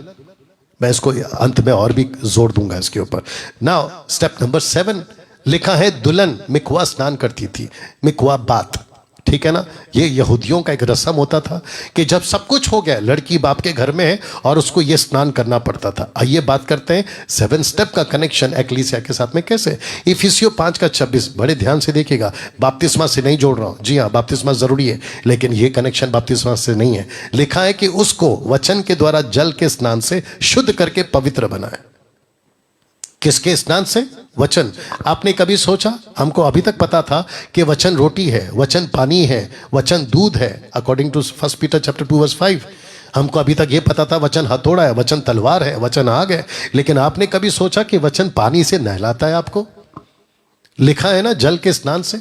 और यहां पर पौलुस ने क्यों कहा कुलुस्सियों 3:16 में, मसीह के वचन को अपने हृदय में अधिकाई से बसने दो। इसका मतलब क्या पता है? आपको खूब बाइबल पढ़ना है। ध्यान से सुनो, मैं रिपीट कर रहा हूं, खूब, आपको खूब बाइबल पढ़ना है।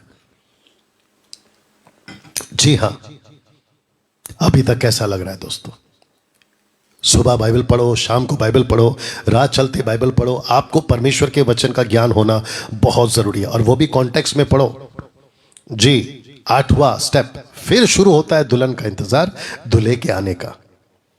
और वो लड़की कहती है कि मैं इस वक्त सब कुछ कर चुकी हूं, अब एक ही बात बाकी है, और वो है कब, जिसको कहते हैं शोफार, कब फूकी जाएगी।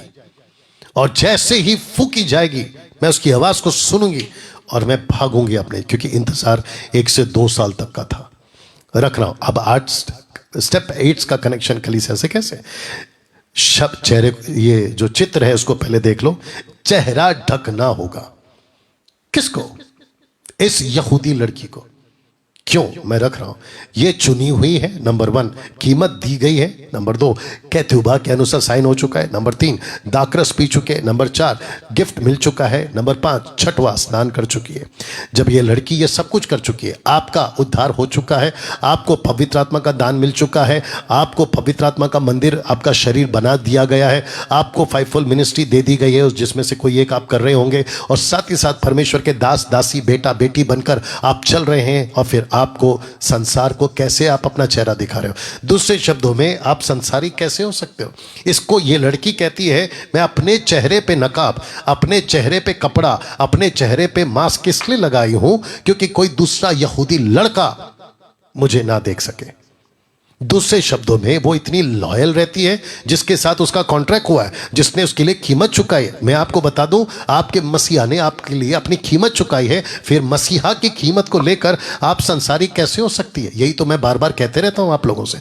कुछ चर्चेस के लोग मुझे पसंद नहीं करते, कुछ पास्टर्स लोग मुझे पसंद नहीं करते। जानते हो क्यों? वो कहते हैं कि डैनियल राज थिएटर जाने से मना करता है, डैनियल राज पिक्चर के गाने सुनने से मना करता है। मूर्खों, अगर ये कॉन्सेप्ट नहीं समझे आप तो अपना बत्ती बुझा बैठे और अपना तेल सुखा बैठे। आप तो, मैं पसंद इसलिए नहीं आता हूं क्योंकि मेरी बातें सीधी रहती हैं आप लोगों के लिए, और मैं तो समझ गया हूं उद्धार पाने वाले ज्यादा नहीं है, उद्धार पाने वाले बहुत कम है, उंगलियों पे गिने हुए हैं। अगर सुधर सकते तो सुधर जाओ, नहीं तो खत्म। तो दुल्हा कब आएगा, ऐसी चर्चा होती थी दुल्हन से, लड़की से। उनकी सहेलियां पूछती थी कब आएगा, कब आएगा, कब आएगा। और कितने दिन, 1 साल बीत गया, 2 साल बीत गया, अब तो एच पे खड़े, कब आएगा, कब आएगा। तो पूछते थे। तो लड़की कहती थी वही शब्द जब लड़के से पूछा जाता था, कब जाओगे दुल्हन को लाने, कब जाओगे। पढ़िए मत्ती 24:36, कहता है उस दिन और उस घड़ी के विषय में जब मैं रैप्चर लेने या कलीसिया को उठाने आऊंगा, उस दिन उस घड़ी के विषय में लिखा है कोई नहीं जानता। शब्द पे ध्यान दीजिएगा, कोई नहीं जानता, ना स्वर्गदूत जो स्वर्ग में रहते हैं, ना पुत्र जो पिता के दाहिनी हाथ में बैठा है, परंतु केवल पिता। तो पिता ने इसको रिवील नहीं किया। यही चीज पूछा था पतरस ने इकट्ठे होकर यीशु से। उन्होंने इकट्ठे होकर से पूछा, हे प्रभु, क्या तू इसी समय इजराइल को राज्य फेर देगा, पत्नी को फेर देगा। उसने उससे कहा, उन समयों या कालों का जानना जिनको पिता ने अपने ही अधिकार में रखा है तुम्हारा काम नहीं है, चुप रहो। और जिसके चलते मत्ती 25:31-13 में यीशु कहते हैं, इसलिए जागते रहो क्योंकि तुम ना उस दिन को जानते हो ना उस घड़ी को। आप मुझे बताएं, किसी को पता है? नहीं पता। यीशु को पता है? नहीं पता। यीशु ने ऐसा क्यों कहा?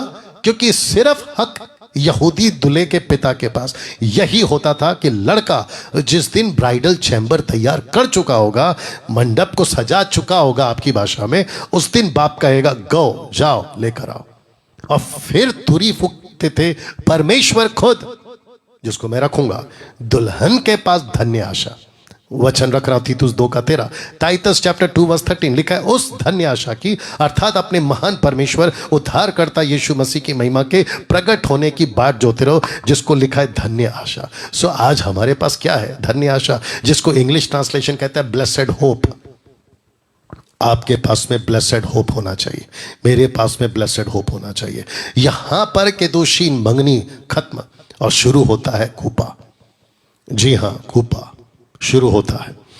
दोनों रस्मों के बीच 1 से 2 साल का अंतर होता था, जो मैं आपको बता चुका हूं। यहां एक्लीसिया के साथ केदोशीन कर चुका है, यीशु एक्लीसिया के साथ केदोशीन कर चुका है। यहूदियों का पार्ट 1 केदोशीन खत्म हो चुका है। यीशु आ चुके हैं, कीमत चुका दी गई है, उसने हमको चुन लिया है, पिता ने हमारे साथ में कॉन्ट्रैक्ट साइन करवा लिया है, हमने भी कॉन्ट्रैक्ट साइन कर लिया। केतुबा के अनुसार पिता ने गिफ्ट दे दिया पवित्र आत्मा के रूप में, हमको वचन दे दिया स्नान करने के लिए, और हम जो है अभी परमेश्वर के आखिरी स्टेप है उसका इंतजार कर रहे हैं। अब सिर्फ कूपा बाकी है, सिर्फ कूपा बाकी है। तो यहां से शुरू होता है कूपा, और जिसको कहते हैं ब्राइडल चैम्बर, क्योंकि रेडी हो चुका है। स्टेप नंबर 9, दुल्हे का बाप पिता कहता है दुल्हन को ले आओ, दुल्हन को ले आओ। लड़के का बाप यहूदी Asian Jewish, according to Asian Jewish marriage के हिसाब से, वेडिंग के हिसाब से, दूल्हे का बाप कहता है दुल्हन को ले आओ। तो दूल्हा क्या करता है? ऐसा शोफार फूकता है, और जैसे ही शोफार का शब्द लड़की दुल्हन के हाथ कानों में, यहूदी लड़की के कानों में पड़ता है, दुल्हन से मिलने भागती है। चित्र देख लो। बट उसके पहले मैं चाहता हूं कि उनका एक रस्म होता था या तरीका होता था कि दुल्हा आकर शोफार क्यों बजा पाया, और उसको शोफार बजाने का सिग्नल कहाँ से मिलता था। दूसरे शब्दों में उसको कैसे यकीन हो गया कि ये लड़की, क्योंकि लड़का तो दूल्हे के बाप के घर में है, मतलब दूल्हा अपने बाप के घर में, अपने घर में, उसको कैसे पता चला कि ये मेरा इंतज़ार कर रही है, ये लड़की लॉयल है, पवित्र है। उसका एक रीज़न होता था, और उसको देखता था फिर शोफार बजाते थे। ये है लैंप, लाइट। तो दुल्हन को रोशनी जलाए रखना होता था, खास करके रात में। तो ये क्या करती थी? अपने दिए को, आपको पता होगा ना मत्ती 25 में, अपने दिए की रोशनी को इतना लाउड रखती थी, तेज रखती थी कि दूल्हे को दूर से दिख जाए, जिसके चलते क्या चाहिए होता था? तेल। तो रोशनी कब आएगी? तेल। आपके जीवन में रोशनी कब आएगी? पवित्र आत्मा, जो आपको गिफ्ट के रूप में मिला हुआ है। वाह! आपको अपने पवित्र आत्मा को, माय गुडनेस, सुनो आजकल क्या कहते हैं कुछ प्रचारक लोग, कहते हैं कि आपको भरते रहना है, भरते रहना है। भरते रहना नहीं है, आपको भरे रहना है। एक होता है भरते रहना है, दूसरा होता है भरे रहना है। अब आपको पता है ये जो ग्लास है ना, ये एम्प्टी है, इसको अगर खाली है ना तो इसको कहते भरो। लेकिन अगर यही ग्लास में मैं पानी भर दूं तो फिर मैं कहूंगा देखो भरे रहना। तो एक होता है, ये लोग कहते भरो, यीशु कहते भरे रहो। माय गुडनेस, कैसा लग रहा है? आपको बार बार ठपाक ठपाक नीचे गिरने की जरूरत नहीं है, क्योंकि पवित्र आत्मा आपको ऑलरेडी दे दिया गया, गिफ्ट आपको दे दिया गया। गिफ्ट नहीं दिया होता तो आपका केदुशीन कैसे खत्म हुआ साहब? कूपा कैसे स्टार्ट हो गया? आपको पवित्र आत्मा मिल चुका है, आपके अंदर है, दैट्स इट। केवल भरे रहो। तो जितना खुद को भरे रखोगे ना, उतना आपकी रोशनी तेज होगी। आपको बार बार नीचे जाके पादरी के हाथ में या रेवरेंड और अपोस्तल और बिशप के हाथ से आपको बार बार प्रार्थना नहीं करना है कि भर दो भर दो भर दो। और वो तो गाना मत गाया करो भाई। कुछ वर्शिपर्स आजकल थोड़ा सा पागल हो गए हैं कि अग्नि आ रही है, बारिश उतर रही है, परमेश्वर का आत्मा भेजा जा रहा है। क्या पागल के जैसा आप लोग गाना गा रहे हैं?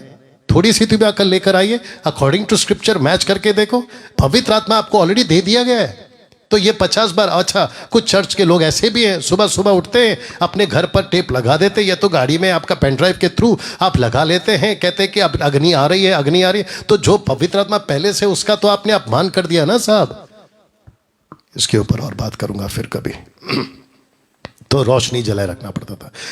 याद रखिए, यहूदी दूल्हा रात में ही आता था दुल्हन को लेने।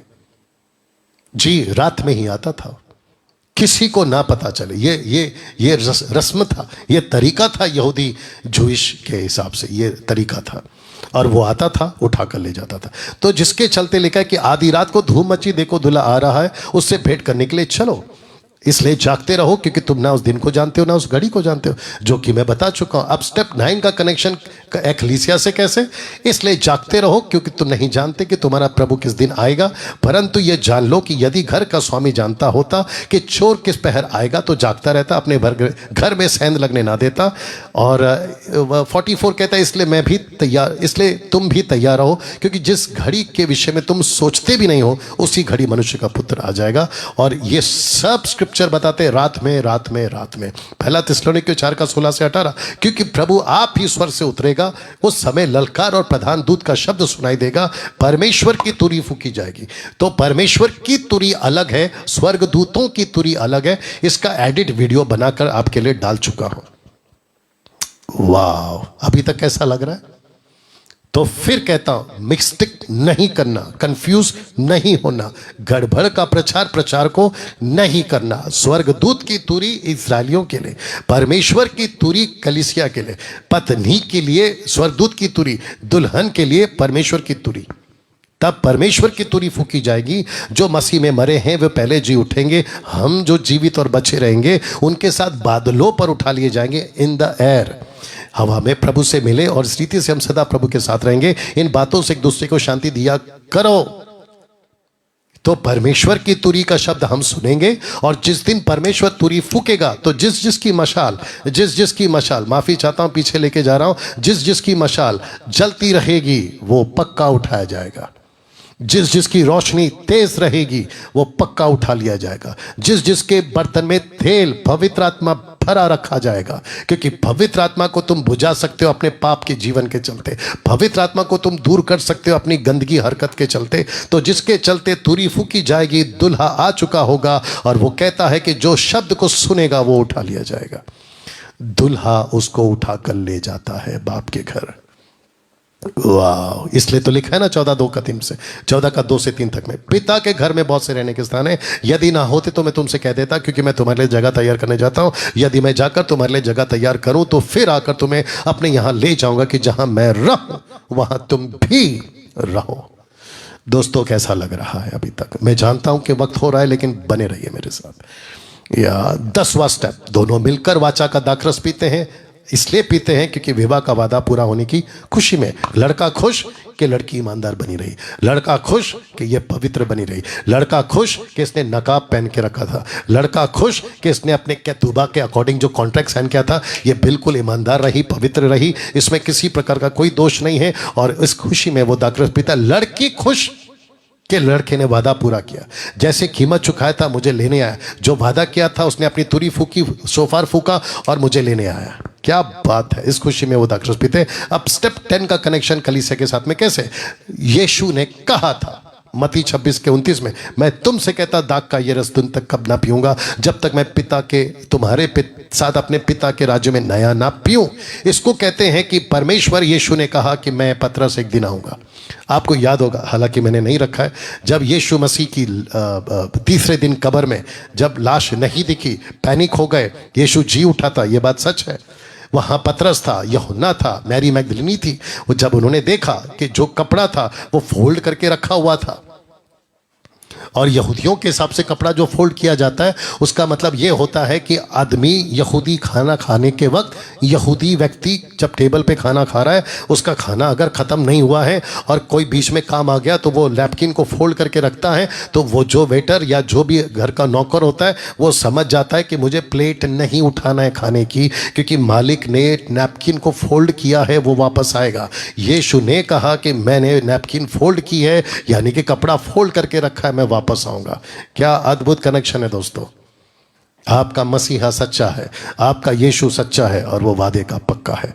स्टेप नंबर 11, 7 दिन तक ब्राइडल चैम्बर में ये रहते हैं, किसी को नहीं पता, किसी को नहीं पता दूल्हा कहाँ गया, किसी को नहीं पता दुल्हन कहाँ गया। और यही होगा रैप्चर के दिन, जब कलीसिया उठा ली जाएगी। प्री रैप्चर जिसको कहते हैं, pre trib rapture, tribulation rapture, किसी को नहीं पता होगा। न्यूज़ वाले परेशान, मीडिया वाले परेशान, पॉलिटिशियंस परेशान, पुलिस परेशान, मिलिट्री, आर्मी, नेवी, एयरफोर्स परेशान, व्हाट्सएप पे हंगामा, यूट्यूब पे हंगामा, फेसबुक पे हंगामा, पड़ोसियों पे हंगामा, रिश्तेदारों में कॉल्स जा रहे हैं, कहाँ गया अनीता, सुनीता, कविता, राकेश, मुकेश, अनिल, सुनील, सलमान, सलीम, कहाँ हैं ये लोग? रॉबर्ट, पिंटो, माइकल डिसूजा, कहाँ हैं ये लोग? नहीं पता। 7 दिन तक, 7 साल तक। कब? जब कलीसिया, इजरायली, खास करके वो इजरायली जिन्होंने मन नहीं फिरा। आज अच्छे इजरायली लोग भी हैं, अच्छे यहूदी भी हैं जिन्होंने अपना जीवन प्रभु को दिया, और वो प्री रैप्चर में उठाए जाएंगे, ये बात भी पक्की है। और जिसके चलते उस वक्त में जो महाक्लेश जब चल रहा होगा, 7 साल का, एंटी क्राइस्ट आएगा और ऐसी कलीसिया को सताएगा जिसकी आंखें ठीक नहीं है, जिसका तेल बुझ चुका है, जिसकी मशालें बुझ चुकी हैं, और जिसके चलते वो रुक जाएंगे, ठहर जाएंगे। 7 दिन तक कलीसिया कहां होगी? जिसको कहते हैं बादलों पर आएगा और कलीसिया उठाई जाएगी यीशु के साथ। किसी को भी नहीं पता होता है जब यहूदी दूल्हा दुल्हन को लेके जाता है। अब इसका कनेक्शन एक्लीसिया से कैसे? लिखा है ग्रेट ट्रिब्यूलेशन के वक्त कलीसिया ब्राइडल चेंबर में होगी। एक्सक्यूज मी, जी हां, यह उस वक्त वहां होगी जब पृथ्वी पर हाहाकार मचा होगा। 4 घोड़े, सफेद, लाल, पीला, काला, 7 मोहरें, 7 तुरियां, 7 कटोरे। इस प्लैनेट पर कई तिहाई मनुष्य, पानी का लहू होना, समंदर का लहू होना, 1 तिहाई, ऊपर से आग और ओले गिरना, मनुष्य के शरीर में फोड़े हो जाना, तरह तरह का युद्ध, भयंकर बातें और एंटी क्राइस्ट का राज्य। इन सब के बीच में यीशु अपनी कलीसिया को नहीं छोड़ेगा, यह बात पक्की है। बाकी बकवास है, यह बात पक्की है। जिसको कहते हैं कि कलीसिया उठा ली जाएगी, आप नहीं रहोगे। तो पहला थिस्सलुनीके 4 का 18। सो इन बातों से एक दूसरे को शांति दिया करो, क्योंकि बहुत सारे उल्टे सीधे लोग आजकल टीचिंग दे रहे हैं कि रैप्चर जो होगा वो मिड में होगा, कुछ लोग कहते हैं वो पोस्ट में होगा। क्या बकवास है, कहां से ला रहे हो ये टीचिंग? अभी भी सुधरो और कलीसिया को सही सिखाओ। मैंने अभी बीच में फेसबुक पे डाला था, तो मुझे कहते हैं कि डैनियल राज पोस्ट, माफ करना, प्री रैप्चर पे विश्वास करता है, फॉल्स टीचिंग है। मूर्खों, तो फिर तुम्हारी क्या है? तो मुझे कहते मेरे पास तो प्रूफ है, तुम्हारे पास क्या प्रूफ है?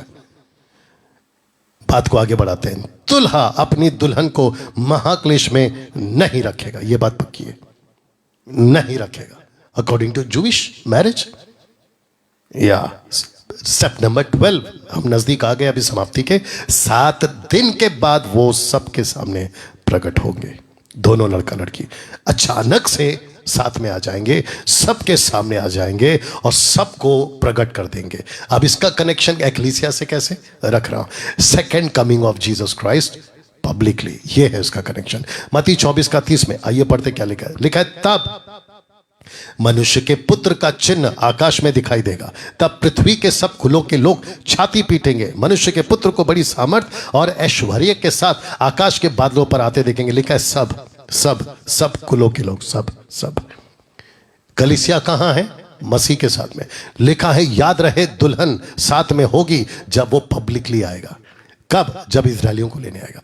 और ऐसा होगा, मत्ती 1:24-31 के अंदर, वह तुरही के बड़े शब्द के साथ अपने दूतों को भेजेगा। ये दूत, ये तुरही परमेश्वर की तुरी नहीं है। अगर होती तो लिखा जाता, जैसे लिखा है पौलुस ने कि परमेश्वर की तुरी, ये स्वर्गदूतों की तुरी है, तो लिखा दूतों को भेजेगा और वे आकाश के इस छोर से उस छोर तक चारों दिशा से उसके चुने हुओं को इकट्ठा करेंगे। ये कब होगा इजरायली यहूदियों का रैप्चर? ये कब होगा? ये दुल्हन के 7 साल के बाद, जब ब्राइडल चेंबर यानी कि 7 साल का महाक्लेश, जब एंटीक्राइस्ट नीचे होगा, उसके बीच में 1,44,000 प्रचार करेंगे, उसके बीच में 2 गवाह 2 विटनेसेस प्रचार करेंगे, उनमें बहुत सारे इजरायली मन फिराएंगे, यीशु को अपना जीवन देंगे। उस टाइम पे यीशु कहेगा कि मैं अपने चुने हुए को लेकर आऊंगा। 12 गोत्र 1,44,000, इसका जिक्र प्रकाशित वाक्य 7, प्रकाशित वाक्य 14, दोनों में जिक्र है और दोनों पैरेलल है, एक ही घटना है, दोनों अलग अलग जगह पे लिखा है। मत्ती 24 का 40 से 41 में, उस समय 2 जन खेत में होंगे, एक ले लिया जाएगा, दूसरा छोड़ दिया जाएगा। 2 स्त्रियां चक्की पीसती होंगी, एक ले ली जाएगी, दूसरी छोड़ दी जाएगी। कुछ मूर्ख टाइप के अधूरे ज्ञान के प्रचारक कहते हैं कि ये है रैप्चर कलीसिया का। ये नहीं है रैप्चर कलीसिया का, ये इजरायलियों का रैप्चर है। गड़बड़ मत करिए। लूका 17 का 34, मैं तुमसे कहता हूं उस दिन उस रात 2 मनुष्य एक खाट में होंगे, एक ले लिया जाएगा, दूसरा छोड़ दिया जाएगा। 2 स्त्रियां चक्की पीसती होंगी, एक ले ली जाएगी, दूसरी छोड़ दी जाएगी। जो 2 जन खेत में होंगे, एक ले लिया जाएगा, दूसरा छोड़ दिया जाएगा। ये बात हो रही है इजरायलियों की। हद है साहब, मूर्खों की, प्रचारकों की संख्याओं की। सेकंड लास्ट स्टेप 13वां, फिर शुरू होता है विवाह का बोझ, जिसको कहते हैं दूल्हा दुल्हन डिक्लेयर करते हैं सब कुछ ठीक है, दुल्हन बिल्कुल साफ है, उसमें किसी प्रकार का कोई दोष नहीं है। मेरी बात को समझिए, मैं इशारे में बात कर रहा हूं। सफेद कपड़ा साफ है, आगे आप समझ गए होंगे, और जिसके चलते जो है इसमें कोई दोष नहीं है। अब दूल्हा दुल्हन एक हो गए हैं, डिक्लेयर करते हैं अब हम तुमको पार्टी देंगे। तो इसका कनेक्शन एक्लीसिया से कैसे? प्रकाशित वाक्य 19 का 9, उसने मुझसे कहा यह लिख के धन्य है वे जो मेमने के ब्याह के बोझ में बुलाए गए हैं। विवाह के बोझ में, मेमने और दुल्हन के विवाह के बोझ में। फिर उनसे कहा यह वचन परमेश्वर के सत्य वचन है। स्टेप नंबर 14 लास्ट, अंत में दुल्हा दुल्हन को ले जाता हमेशा के लिए।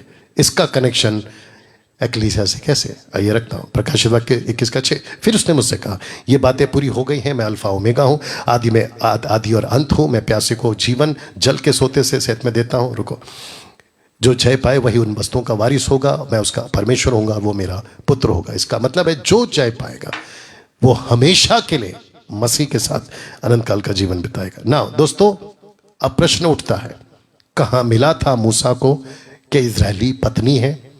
एंशिएंट जूइश वेडिंग का कॉन्सेप्ट का प्रकाशन कहां मिला था? यहूदी विवाह का प्रकाशन कहां मिला था? सीने पहाड़ पर, माउंट जाइन। मूसा को यहूदी विवाह का नियम यहां मिला था। निर्गमन 24 का 9, तब मूसा, हारून, नदाब, अबीहू इजरायलियों के 70 पुरनिये गए, ऊपर गए, रैप्चर, ऊपर गए। इजराइल के परमेश्वर का दर्शन किया। उसके चरणों के तले नीलमणि का चबूतरा सा कुछ था, आकाश के तुल्य ही स्वच्छ था। उसने इजरायलियों के प्रधानों पर हाथ ना बढ़ाया। तब उन्होंने परमेश्वर का दर्शन किया और खाया पिया, पार्टी, खाया पिया, प्रभु प्रीति भोज या विवाह का बोझ, खाया पिया। और यहाँ पे परमेश्वर ने बहुत सारे प्रकाशन मूसा को दिए थे, जिसमें लिखा है डिटरनॉमी 29:29। सब कुछ नहीं लिखा गया, जितना लिखा गया काफ़ी है। अब बात करते हैं पौलुस को ये प्रकाशन, जिसने कहा ये भेद बड़ा है, तो लिखा है सीने पहाड़ पर। पौलुस को कलीसिया के विवाह का नियम मिला, तो मूसा को भी मिला सीने पहाड़ पर, कंफर्म हो गया। बट अभी प्रश्न उठता है कि पौलुस को सीने पहाड़ पर, पौलुस कब गया था सीने पहाड़ पर, यानी कि माउंट जाइन? रख रहा हूं 2 कुरिन्थियों 11:2 के मुताबिक, क्योंकि मैं तुम्हारे विषय में ईश्वरीय धुन लगाए रहता हूं, इसलिए कि मैंने एक ही पुरुष से तुम्हारी बात लगाई है कि तुम्हें पवित्र कुंवारी के नाई मसीह को सौंप दूं। तो यहां पर बात हो रहा है कलीसिया का और यीशु का। एक पुरुष यानी कलीसिया, या माफ करें यीशु, पवित्र कुंवारी यानी कलीसिया, मसीह की कलीसिया, दुल्हन एक्लीसिया। अब प्रश्न उठता है कि इसको ये स्टेटमेंट देने का हिम्मत, प्रकाशन, जज्बा, कॉन्फिडेंट कहां से आया? रख रहा हूं, लिखता है गलतियों 1:16, जब इच्छा हुई कि मुझ में अपने पुत्र को प्रकट करे, मैं अन्य जातियों में उसका सुसमाचार सुनाऊं, तो मैंने मांस और लहू से सलाह नहीं ली। मतलब वहां के पादरियों से, वहां के सो कॉल्ड पास्टरों से मैंने सलाह नहीं ली। वचन 17, और ना यरूशलेम को के पास गया जो मुझसे पहले प्रेरित थे, पतरस, याकूब, योना जो भी थे, उनके पास नहीं गया। याकूब बाद में मर गया, वो बात अलग है। पर तुरंत अरब को चला गया। अरब क्यों? रखूंगा। फिर वहां से दमिश्क को लौट गया, और अरब में और दमिश्क के बीच में 3 साल तक पौलुस यरूशलेम नहीं आया। 3 साल तक। आगे लिखा है, आप लोग पढ़ लीजिएगा, गलतियों 4 का 25, इसी पुस्तक में कहता है, हजीरा मानो अरब का सीने पहाड़। तो अरब को गया, अरब को इसलिए गया क्योंकि अरब में सीने पहाड़ है, जायन, माउंट ऑफ जायन। लीजिए, आज ये यहां है सऊदी अरेबिया में, और मूसा ने जो लकड़ी मारी थी, ये वही पत्थर है जहां से पानी आया था। कैसा लगा? या अब अंत में जो बहुत इंपॉर्टेंट है, मत्ती 16:18। अब मैं तुझसे कहता हूं पतरस कि तू पतरस है और मैं इस पत्थर पर, शब्द को ध्यान देना, अपनी कलीसिया बनाऊंगा। इंग्लिश ट्रांसलेशन कहता है I will build my church. तो बिल्ड करने के लिए कुछ चीजें चाहिए होती, ईंट, रेती, पत्थर, सलिया, स्टील, पता नहीं क्या क्या। यीशु कैसे बिल्ड करेगा? रख रहा हूं अर्थ, लोगों को जोड़ता रहूंगा। कहां लिखा है? एक्ट्स चैप्टर 2:47 कहता है जो उद्धार पाते थे उनको प्रभु प्रतिदिन उनमें मिला देता था। किसमें? अपनी कलीसिया में। क्यों? देखिए चित्र को, 1 कुरिन्थी 12:27। इसी प्रकार तुम सब मिलकर मसीह की देह हो, अलग अलग उसके अंग हो, मसीह की देह हो। तो ये जो total population, tribe, language, people, nation, 800 crore का पॉपुलेशन है दुनिया का आज। ये सब को यीशु कहता है उद्धार पाओ, मेरे साथ जुड़ जाओ, बी अ वन बॉडी, और मैं एक दिन आऊंगा, तुमको दुल्हन की तरह ले जाऊंगा। वाह! आइए प्रार्थना करते हैं। सृष्टिकर्ता पिता, मैं आपका धन्यवाद देता हूं। प्रभु जी, मैं जानता हूं इस वीडियो से और स्टडी से परमेश्वर कई लोगों का जीवन बदले, कई लोग सत्य को जाने, आपके नजदीक आ जाएं और प्रभु जान सकें कि तू एक दिन बादलों पर आने वाला है, कलीसिया उठाई जाएगी, दुल्हन उठाई जाएगी और अनंत काल के लिए राज्य पाएगी। प्रभु जी, मैं आपका धन्यवाद देता हूं, आपकी स्तुति करता हूं और कहता हूं कि पिता, हम सभी को इन प्रकाशनों से और भी ज्यादा हमको अंदर ले चल। प्रभु, आदर महिमा आपको देते हैं, ये प्रार्थना यीशु के नाम से मांगते हैं, आमीन। चलिए दोस्तों, इस वीडियो को खूब शेयर करें, दूसरों तक पहुंचाएं, और मैं जानता हूं कि ये वीडियो आपको प्रभु के नजदीक जरूर लाया होगा। अपना ख्याल रखें, अगली वीडियो के साथ फिर मुलाकात होगी। याद रखिए, फेसबुक और यूट्यूब को, फेसबुक को फॉलो करें, लाइक करें, यूट्यूब चैनल को सब्सक्राइब करें, बेल आइकन दबाएं, क्योंकि डैनियल राज किसी तरीके के कोई पैसे कमाने के लिए ये बातें नहीं कह रहा है। मसीह मंथन से जुड़ें, जो आपको खरी शिक्षाएं देता है, देता रहेगा। अपना ख्याल रखें। जय मसीह।